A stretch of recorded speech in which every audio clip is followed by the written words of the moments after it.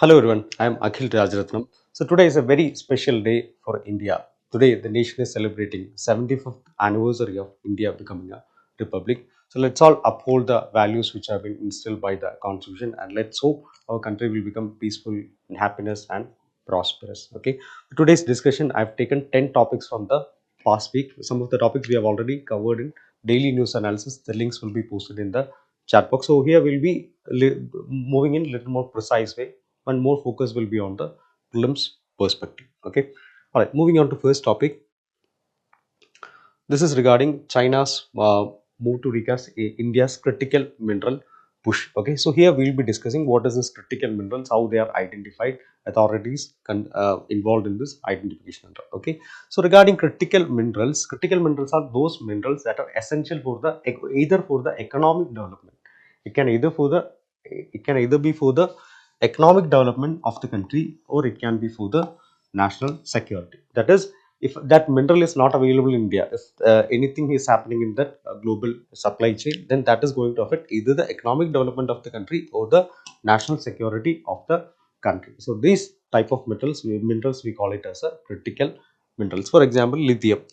For example, take the case of lithium. Lithium is very much important in the manufacturing of batteries, and obviously we are moving towards a battery technology in many areas like solar panel, whether it be electric vehicles and all. So lithium is a critical mineral for India. Same way, cobalt also.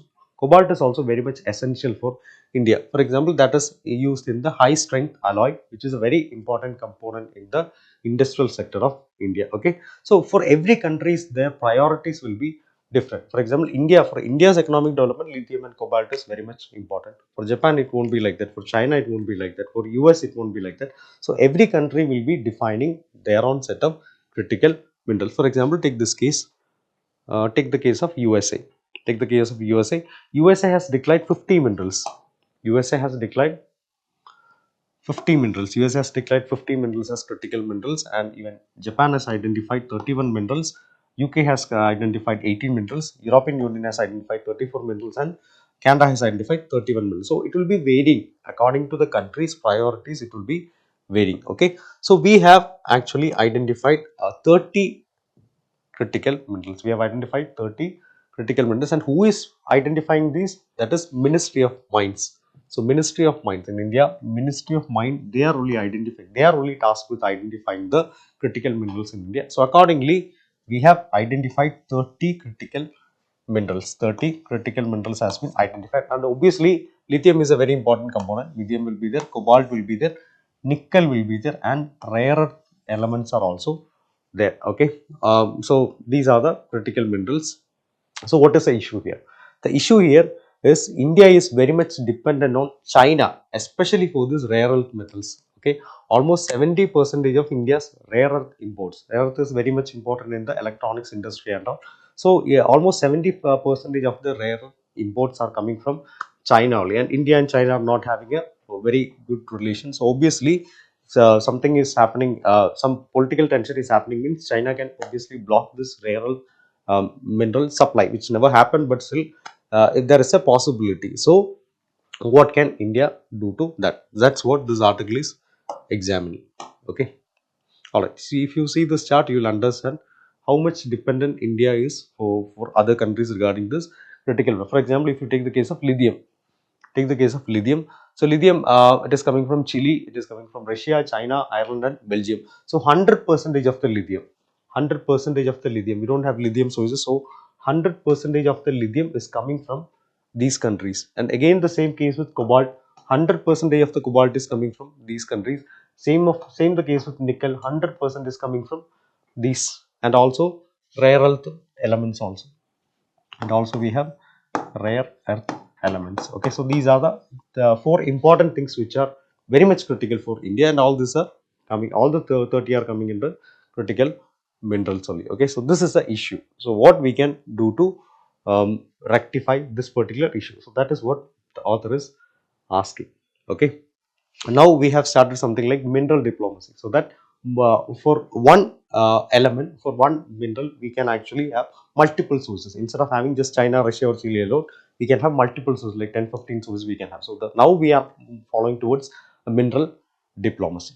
Okay, So major act which is coming in this area is Mines and Minerals Development Regulation Amendment Act. Okay, so they have only in that only this identified critical minerals have been enlisted, and also we have this Khanish Bidesh India Limited. Khanish Bidesh India Limited, it's actually a collaborative effort of different organizations. So what they'll be doing is they are tasked with the acquiring of the overseas mineral asset. They can go to other countries and they can acquire the resources. Okay, and also we have e-waste management rules 2022. So what we can do here is we can choose in this electronics and all the waste electronics will be there. So there also sometimes this very important critical minerals will be there. So while recycling, we can recover that critical minerals and we can use it for some other purpose. Okay, so these are the initiatives in this regard. Okay, moving on to next topic. Yeah, next one is government has come up with an initiative known as Digital Tree Aadhaar Initiative.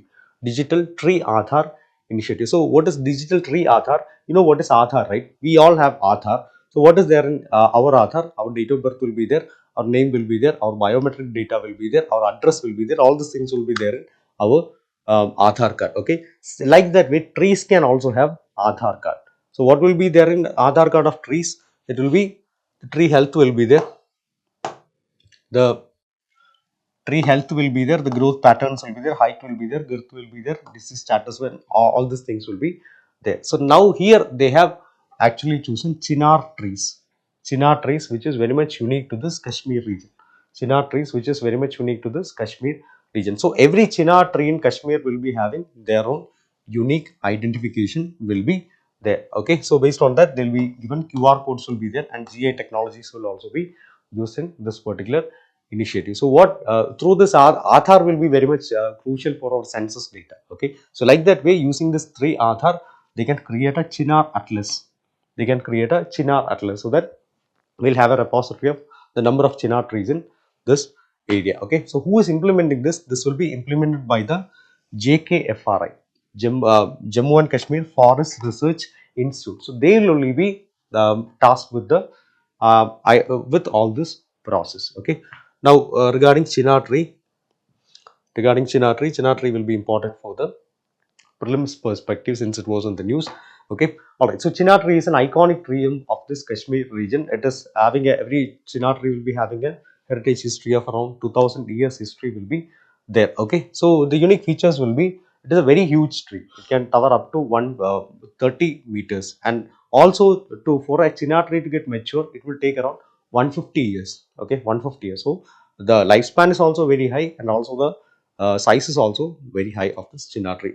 So now there was a report like there is a declining number of the Chinar population. The population dropped from 42,000 1970s to 17,000, 17,000 to 17,000, 34,000 to today. Chinar is not unique to Kashmir. I mean, like even in Pakistan we have Chinar trees. Even in European countries also, like Greece and all, we have Chinar tree. But still, Kashmir in India, you're taking India, Kashmir, we can see the Chinar trees in Kashmir only. And since these are very high, very monumental trees, they are included in the these 11 Chinar trees in Jammu Kashmir. They are included in the world's top 20 monumental trees. Okay, so that acclaim is also there for the Chinar trees in Kashmir.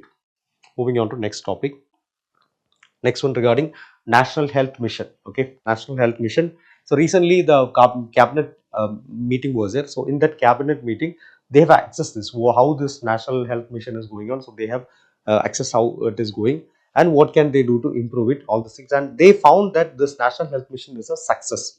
Was a success. So now the cabinet has approved the continuation of this National Health Mission for another 5 years also. Okay, so this was in the news. So let's see what is some data regarding National Health Mission. Okay, so National Health Mission was a mission, medical mission, which was launched in 2013.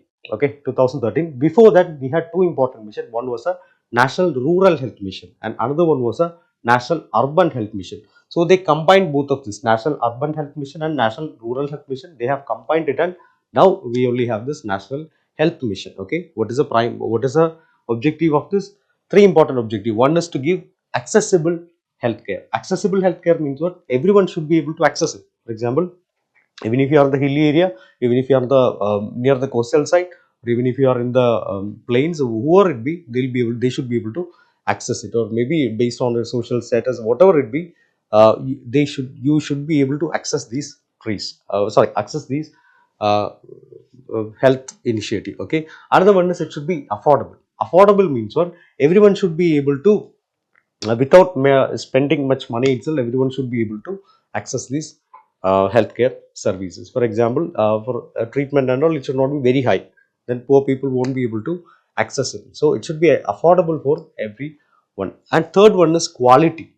It's not like you just give some random medicine. Ensure that this medicine which you are giving, or maybe the quality of the health workers you are having, they are highly qualified, and whatever equipments you are giving, that is uh, highly sterilized and okay. So that is quality healthcare. So it should be accessible, it should be affordable, and it should be it should be of the quality. Okay, core components of this NHM. So core components of this NHM, they are actually following a life cycle approach of healthcare. So what do you mean by life cycle approach of healthcare? Life cycle means from starting itself, the baby is born, from that time period itself till his death. So the till that period itself will be having this health mission. Okay, so for that they have said something like this. This is RM RMNCH plus A. So R means reproductive, M means maternal, N means neonatal, C child, A is adolescent health. So at all the stages of this a person's life, they are having this thing. So that is why it is known as a life cycle approach. That's why it is known as a life cycle approach. So that is one of the core component. Another one is to improve the health infrastructure. Health infrastructure or health system strengthening will be there. We have primary health centers are there. We have district hospitals are there, and now they have included something like the health and wellness centers. Health and wellness centers means what? It's not just about the treatment alone, but it should be the prevention should also be there. So that's why wellness is also coming. So we should consider the preventive component also here. Okay, that's also there. And another one, communicable diseases like epidemics and all, and another one regarding non-communicable diseases like hypertension. All these things should also be uh, that incidents should be reduced. Okay, and also like in every initiative, in here also we are including the digital initiative. Okay, digital initiatives are here. For example, very important example is e-Sanjeevani. E-Sanjeevani means electronic health telemedicine. Okay, you can consult the doctor online through telephone itself. You can consult the doctor. So that is e-Sanjeevani initiative. Okay, so this NHM has actually set some targets when it was when it was adopted. They have set some specific targets. So we wanted to make total fertility rate, we have to reduce it to 2.1. Total fertility means the number of children a woman can have in her life. So that is the total fertility rate. We have to reduce it to 2.1. Okay, infant mortality rate, which means number of infant deaths in 1000 live birth. Okay, so that is infant mortality rate. We have to reduce it to 25. Maternal mortality rate means the number of maternal deaths in 1000 live births. Okay, we have to reduce it to 1 per 1000 birth. Okay, all these things we have to do, and also bring malaria cases down to 1%, 1 per 1000 population. Prevent and reduce anemia. In anemia itself, anemia is a condition in which there is a lack of hemoglobin. Okay, mostly it is due to the iron deficiency, and it is mostly affecting the age group of, in women it is affecting the age group of 15 years to 49 years. So that also we have to reduce it. Okay, all right. And regarding non-communicable diseases, the death should be less than we have to reduce it by 25%. And immunization, we have a program, universal immunization program. So through these programs and all, we have to ensure that 90% of the population is immunized or vaccine covered. Okay, so these are the specific targets set by NHM. So now let's see what are the achievements of this NHM. First one is regarding the workforce, how they were able to expand the human resources, especially in the CHOs, community health officers, how were they able to expand. You can see that consistently we are able to 2021, 22, 22, 23, 23, 24, we were able to increase the people involved in the workforce. We were able to increase the another one regarding the health indicators. We have already discussed what were the targets we were supposed to achieve. Okay, here you can see that we are almost moving towards the target, and some of the targets we have already achieved. For example, MMR we have reduced 83%. 83% since 1990. IMR dropped from 39 to 28. Okay, IMR infant mortality rate, the target was 25. Now we have almost reached 28. Okay, so we'll be reaching the target soon.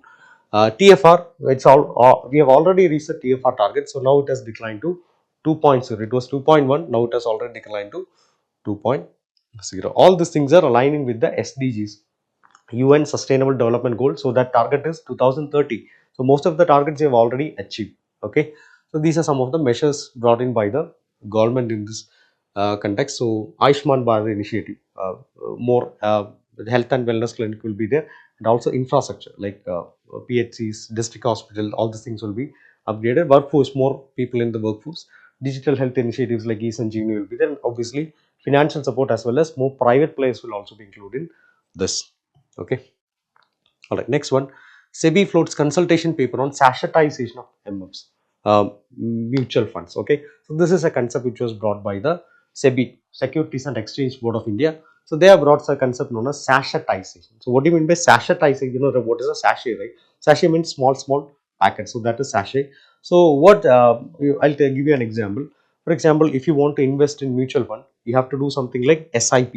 SIP means systematic investment plan you have to do. So every month or maybe every year you have to do this SIP. Mostly this SIPs will be costly. For example, 1 month itself you have to spend at least 2,000, 3,000 or 4,000 rupees you have to spend for this SIPs. Okay. Now what SEBI has said is like you have to reduce the SIP amount. So make it in small sachets. For example, it will be starting from as low as 250 itself. Okay. So like that way, make sure that more people are covered in this mutual fund. More people are covered and it will be affordable for most of the people. So that is what sachetization means. Okay. All right. Next one. Moving on to next topic. Yeah, this is regarding the Krishna water dispute. So, this Telangana has reiterated its demand for higher share in this Krishna water dispute. Okay, so we'll discuss what is this Krishna water dispute. So, recent issues like Telangana government has demanded 71% of the Krishna basin water based on its largest catchment area, or 50 at least 50% until this water tribunal to finalizes the water shares. Okay, from the Prelims perspective, we should need to know regarding Krishna river also. Okay. So geographical significance is Krishna river is originating from the Mahabaleshwar region in Maharashtra. Okay, so considering the states through which Krishna river is flowing, Maharashtra it is there, Karnataka it is there, Telangana it is there, and Andhra Pradesh is there, and finally it will be emptying into the Bay of Bengal. Okay, so this is how Krishna river is flowing. Okay, and regarding the length of the bed, it's a very huge river, around 1,400 kilometers of length is there, and it is covering a huge area also, huge square areas also it is covering. These are the key tributaries of Krishna river: Tungabhadra, Koyna, Ghatprabha, Malprabha, Bhima, and Musi. These are the very important tributaries of Krishna river. Okay, so regarding the nature of dispute, as of now the major dispute is between Andhra and Telangana. I already mentioned that these are the states: Maharashtra, Karnataka, Telangana, Andhra Pradesh. These are the states. So when they had an issue earlier, a body known as Krishna Water Disputes Tribunal 1 was established. Okay, Krishna Water Disputes Tribunal 1 was established, so that the purpose was to adjudicate for final allocation of the water resources. But now what happened was like now Andhra became two states. Andhra was bifurcated, and Andhra became and it became Andhra Pradesh as well as Telangana. So now one more party was added to the Krishna water dispute, and Andhra was a major player in this Krishna water dispute. Now Telangana, due to its larger catchment area, now the catchment area was mostly focusing on the Telangana region. So now Telangana is claiming that they are having a larger catchment area, and also they are a new startup state. So obviously, they need for their infrastructure development, for their facilities and all, they need a better water share. So this is the conflict which is ongoing now. Okay, but Andhra Pradesh said that Telangana is advocated for 71% of the Krishna river, but Andhra Pradesh is opposing this and saying that what is the current share which was allotted now, that should be followed. Okay, so that's what Andhra Pradesh is saying. All right, we'll see the legal and constitutional dimensions in this. And again, we have a river water uh, River Water Management Board is also there. So they'll be observing the water sharing, how this is being done. And this I've already mentioned, Krishna Water Dispute Tribunal. Okay. All right. So regarding the constitutional provisions, in our constitution we have Article 262. Okay. So this empowers Parliament to legislate on these issues like interstate water, river water disputes. Okay. So based on that, the Parliament has enacted this law, Interstate River Water Disputes Act. And interestingly, in Constitution they have provided that Supreme Court or any court has no right to involve in this particular thing. So even though courts are involved in Article 262 is actually constitutionally Article 262 is prohibiting their interference. Okay, and states, union as well as states, they are also having their powers. States can legislate on water supplies and irrigation based on entry 17 in state list, and union can do the same. Union can regulate the interstate waters on based on entry 56. Okay, there is also a River Boards Act. So based on that, here also you can see that we have a river board is there. Krishna River Management Board is there. So this is the act which is enabling this. Okay, River Boards Act. So that enables establishment of river management boards. Okay, judiciary role we have already discussed. Moving on to next topic. This is regarding a naval exercise. Okay, so 9 navies they have held this joint drills in the strategic strait between Indian Ocean and Pacific. Okay, so this is the name of the exercise, La Perouse 2025. La Perouse was there from January 16 to 24. Okay, so which are the 9 countries which are involved in this La Perouse exercise? So these are the 9 countries: India, France, Australia, Canada, Indonesia, Malaysia, Singapore, United Kingdom and United States. So these are the 9 countries which are part of this La Perouse exercise, and this is a naval exercise. This is a naval exercise. All the navies will be part of this exercise. Okay. Where is it held? It is in the Indo-Pacific region only. So this time who will be hosting it? It will be hosted by France. Okay. It will be hosted by France. So regarding this, so this cooperation between the other navies, India is having a, or maybe in the Indian Ocean itself, India is having a very important plan, that is Sagar, security and growth for all in the region. So this exercise and all is aligning with the India Sagar initiative. Okay. All right. So usually these will be conducted in this Indo-Pacific region only. 3 important straits will be there. One is Malacca Strait. Here you can see in the map, Malacca Strait. Another one is in the Sunda Strait, and another one is in the Lombok Strait. Okay. So these are the 3 important straits in which this will be happening. And this year France is hosting this event. Okay. What are the key highlights of this year's event? And India has deployed the destroyer INS Mumbai. France has led the exercise with carrier strike group. Okay, so these are the areas. Key for focus areas will be whatever is dealing with the security of the region as well as economic development and immigration of this region. That will be the key areas and focus of this. Okay. All right. Next one, US has recently pulled out of this both WHO as well as Paris Climate Agreement. Okay, so we'll see uh, what is factual part regarding WHO. Okay, so WHO is one of the specialized agency of United Nations. So that was established in 1948, headquartered in Geneva. Okay, it's almost having a universal ratification. Membership is there. 194 countries are uh, part of this WHO structure. Okay, so the most important body which is dealing with the governance of WHO is World Health Assembly.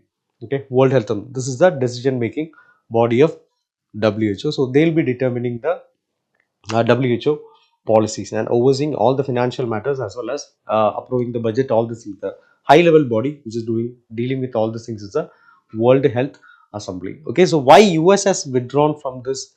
I proposed to withdraw from this thing is one, the mishandling during COVID pandemic, and also political influence, especially from China. US is saying that there is a huge influence of China in this WHO. Okay, so that is there, and also there is no reforms. Like many of the UN bodies, WHO is mostly devoid of any kind of reforms. Okay, and also the countries have to provide some money. Whichever country is part of it, they have to provide some money to this organization. So that is actually causing a financial burden on the US economy. So that's what Trump is saying. So that's the reason for his withdrawal.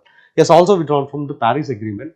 So Paris Agreement is actually an agreement which was based on the COP 21, Conference of Parties 21, which was held in 2015.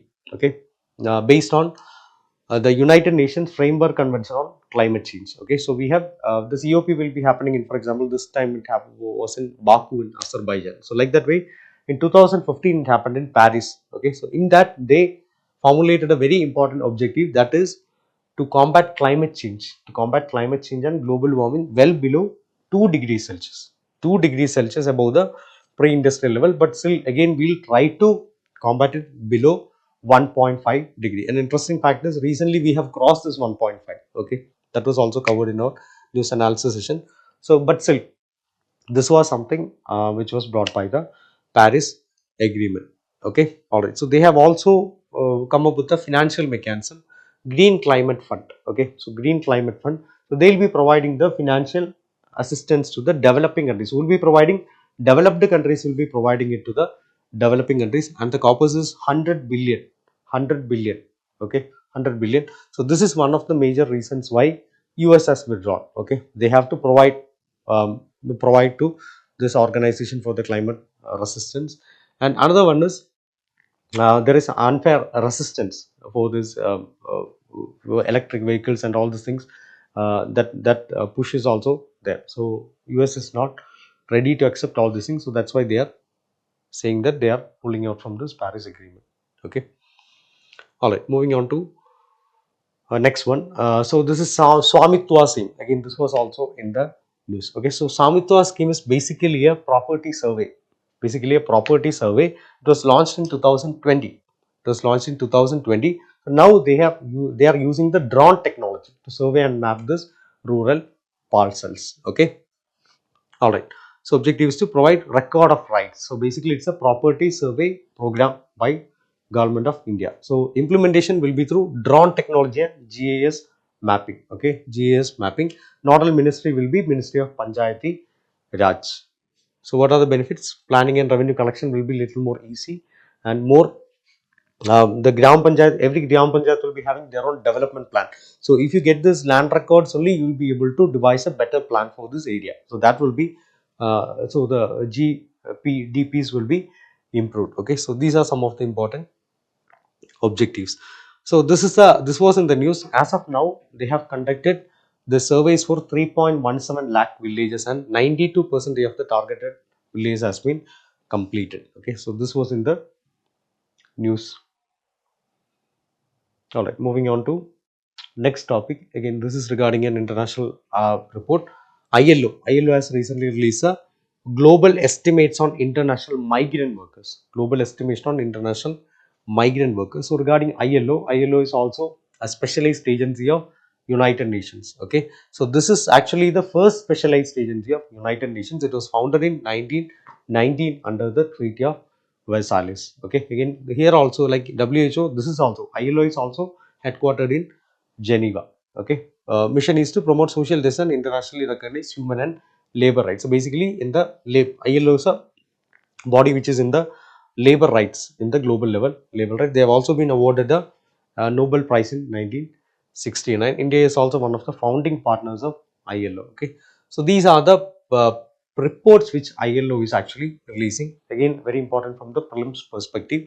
World Employment and Social Outlook, Social Dialogue Report, Global Environment Trends for Youth, World Social Protection Report, Global Wage Report, and ILO Global Estimates on International Migrant Workers. So these are some of the important reports which are released by ILO. Okay.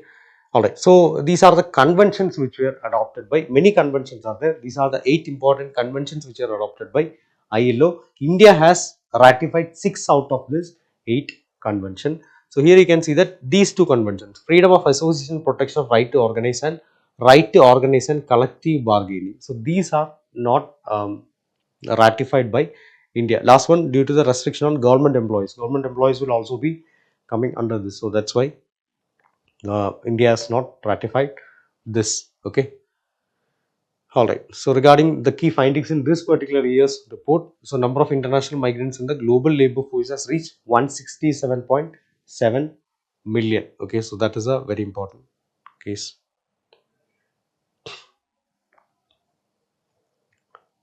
All right. Moving on to our 10th topic. So this is Odisha has topped the Nidhi Fiscal Health Index and Chhattisgarh the next best. Okay, so recently Nidhi Aayog, they have released the first fiscal health index, 2023 report. So what do you mean by fiscal health index? Fiscal health index means it will be calculating, it will be taking into consideration the financial stability of that particular state. Okay, financial stability means what? For example, if a state is spending more, if a state is spending, they'll have expenditure as well as receipt will be there. This expenditure, if this expenditure is high, means that financial stability of the state will be low. Okay, and also some states will be taking a lot of borrowings. They'll be having a lot of borrowings will be there. So fiscal deficit will be high for that particular state. So in that case also, the financial stability of that state will be under question. Okay, so we need an index to calculate how the fiscal health of that particular state is going. For that only we have created something like the fiscal health index. Okay, and this is the first time maybe I was releasing something like this. Okay, so this is very important for the to determine the fiscal health of both the country as well as a particular state. Okay, so we'll see what this Odisha, the high performer, what Odisha has done. Here you can see that the top states are Odisha, Chhattisgarh, Goa, Jharkhand and Gujarat, and in the bottom you can see that Punjab, Andhra Pradesh, West Bengal, Kerala and Haryana. These are the bottom states. Okay, so what Odisha has done in debt management? So Odisha, what they have done is they are getting a very high non-tax revenue receipt. You know, right? We have both tax receipt as well as non-tax revenue receipt. So Odisha is getting a lot of high non-tax revenue receipt, especially from the mining related royalty. You know, right? Mining area. Odisha is a very important in the mining area. So they are getting a lot of this non tax revenue from this mining. And also if the country is spending a lot, the expenditure can also be in two areas. One can be revenue expenditure like salaries, pensions, all these things will be coming in. Day to day expenditure will be coming in the revenue expenditure. And also there is capital expenditure will also be there. Capital expenditure means it will be an investment. Okay, so Odisha was mostly focusing on that investment base. So that is also one very important thing which made Odisha in the top of the list. Okay, again Chhattisgarh and Goa, they are also in the top. And if you go to the Punjab's case means Punjab is struggling with the debt. Punjab, Kerala, these states are struggling with the debt. Okay, so that is a major issue, and also the revenue expenditure in these states are very high. Okay, so we have to learn from states like Odisha and Chhattisgarh. Okay.